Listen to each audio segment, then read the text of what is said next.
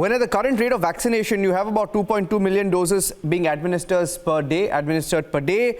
30%, as of now, only 30% of the eligible population will be vaccinated fully by the end of this year, going by the rate, right?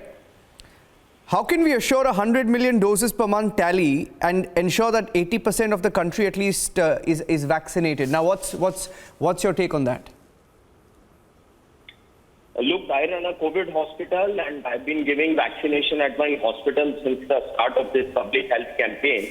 So I have given thousands of vaccine in my hospital. Plus I admit COVID patients also. I've been listening to your debates. So I would like to address few of the questions which have been answered nicely by our senior colleagues, but I would also like to add something to it. Number one, with the current speed of vaccination of 25 lakh people every day, we are not going to achieve herd immunity of 60 to 70% by the end of maybe 2022, and it will be too late by that time. So we need to, number one, increase the speed of vaccination. We have good infrastructure, and we have almost 10,000 hospitals which are linked with Ayush and 687 hospitals which are linked with CGHS. They have already been roped in.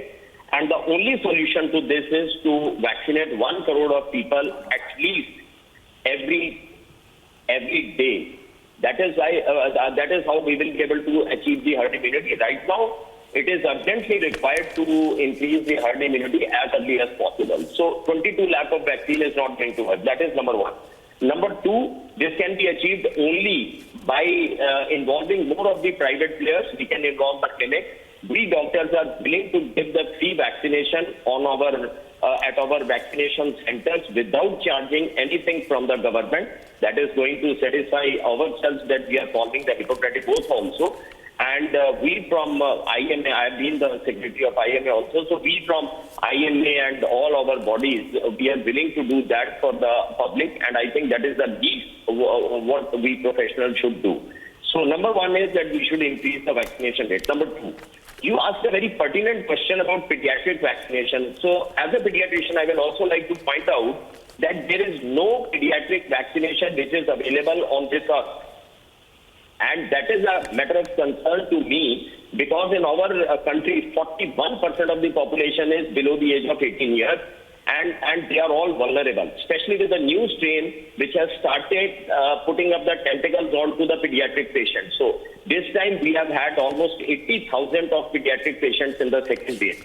So that is also a matter of concern. So we should immediately gallop to do the clinical trials on the children and to get the vaccine as early as possible. In the whole world, only Pfizer is making a vaccine, is manufacturing a vaccine which is effective between the age of 15 to 18 years. So that is a matter of concern to me.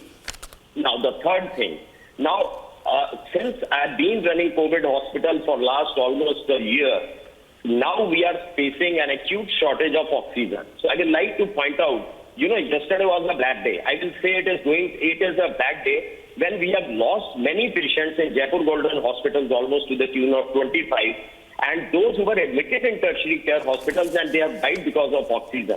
It is not only a big loss to the country, but it is also a shame to all of us that we have not been able to provide oxygen to these patients. Those who were admitted in a tertiary care hospital, not to talk of the people, those who are not admitted, those who are not getting beds, those who are getting oxygen at home, or those who are not accessible to that kind of care. So it is a big concern for us.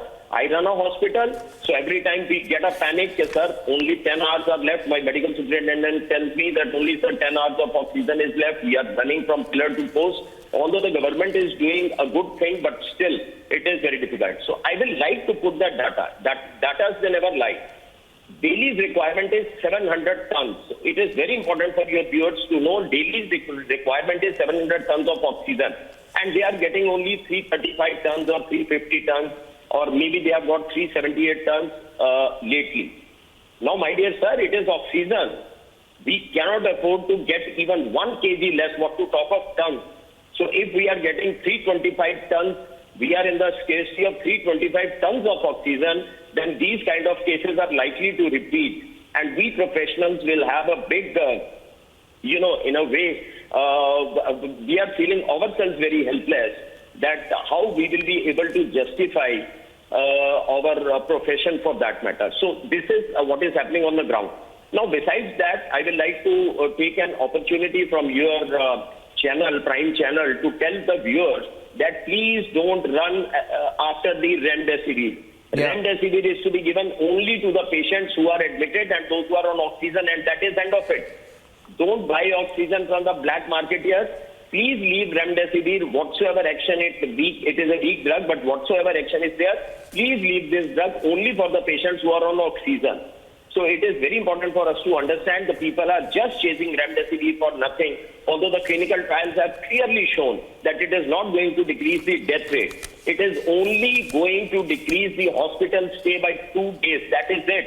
So it is very important for us to understand. So from the ground, I think I have a lot of messages for the viewers, and I'm very thankful to you that you have given a good opportunity for me to communicate to the viewers on all these issues.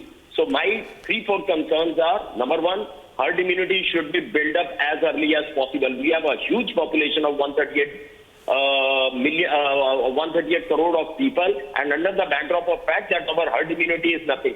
Maybe we have given about 14 crores of doses, but I must tell you, till today we have vaccinated only 1.5% of people. I'm talking of both the doses, the complete vaccination. It is nothing.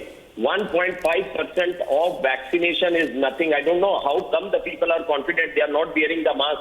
What is giving them? And there is a syndrome called post-vaccination overconfidence syndrome, PVOC. Yeah. So the moment the vaccine came, probably the people have started thinking that we have won the battle and the corona is gone. No, I would like to say mask is not going to go anywhere for the coming 1.5 years. Please wear it, not only for yourself, but at least for your small children, those who are vulnerable. And this virus, if it turns around to our pediatric population, with the kind of weak infrastructure we have, it is going to be a big problem for our pediatric population. So I think we should prioritize our issues, and we should try to raise the voice so that the government people should also see that vaccination drive is increased, oxygen is made available, and more of healthcare professionals should be roped in. Maybe we can rope in army. It is a kind of an extraordinary catastrophic situation where all of us should join hands to fight with this menace.